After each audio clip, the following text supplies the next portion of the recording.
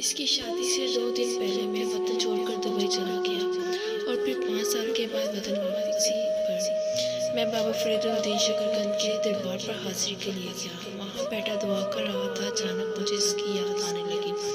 اتنے سالوں بعد ہی اچانک اس کی یاد میری طبیعت خراب کر دی۔ دم گھٹنے لگا، میں دربار کے ایک کونے میں جا کر بیٹھ گیا۔ میں یہ سوچ ہی رہا تھا کہ آج اتنے سالوں بعد یوں اچانک اس کی یاد اس قدر کیوں آ رہی ہے کہ میری آنکھ لگ گئی، اور پھر جب آنکھ کھلی تو وہ بالکل میرے سامنے کھڑی تھی۔ میرے لیے یہ سب کسی معجزے سے کم نہیں تھا، کیونکہ میں سوچ بھی نہیں سکتا تھا کہ زندگی میں کبھی میری ملاقات دوبارہ ہوگی۔ وہ مسکراتے ہوئے بس میری آنکھوں کی طرف دیکھ رہی تھی۔ اس سے پہلے کہ میں اس سے کوئی بات کرتا، اسے کسی نے آواز دی اور وہ وہاں سے چلی گئی۔ میں اس کے پیچھے جانا چاہتا تھا، مگر مجھے اتنی ہمت بھی نہیں تھی کہ میں اپنی جگہ سے ہل بھی سکوں۔ ماضی کی جن کڑوی یادوں کو ختم کرنے کے لیے مجھے وطن چھوڑنا پڑا تھا۔ وہی کڑوی یادیں پھر سے میرے اندر زندہ ہو چکی تھیں۔ میرا ہر زخم پھر سے تازہ ہو چکا تھا۔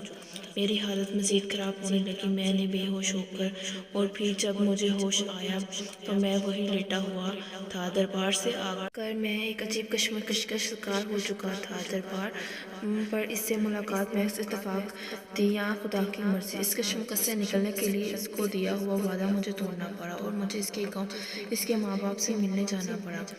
وہاں جا کر مجھے یقین ہوا کہ ہمارا ملنا کوئی اتفاق نہیں تھا، بلکہ خدا کی مرضی تھی۔ اس کے گھر والوں نے بتایا کہ تم سے شادی کرنا چاہتی تھی، لیکن ہم لوگوں نے صاف کہہ دیا تھا کہ خاندان کے باہر شادی نہیں ہو سکتی، اور پھر ہم لوگوں نے اس کی شادی خاندان میں طے کر دی۔ اس نے بہت شور مچایا، مگر ہم نے اس کی ایک نہ سنی۔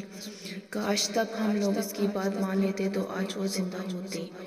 اس کے گھر والوں کی یہ بات سنتے ہی میرے رونگٹے کھڑے ہو گئے۔ انہوں نے بتایا کہ وہ اپنی شادی والے دن زہر کھا کر مر گئی تھی۔ دربار پر وہ میرا خواب تھا یا خدا کا کوئی معجزہ، لیکن میں سچ جان چکا تھا کہ جسے میں بے وفا سمجھتا تھا، اس نے تو محبت میں اپنی جان دے دی۔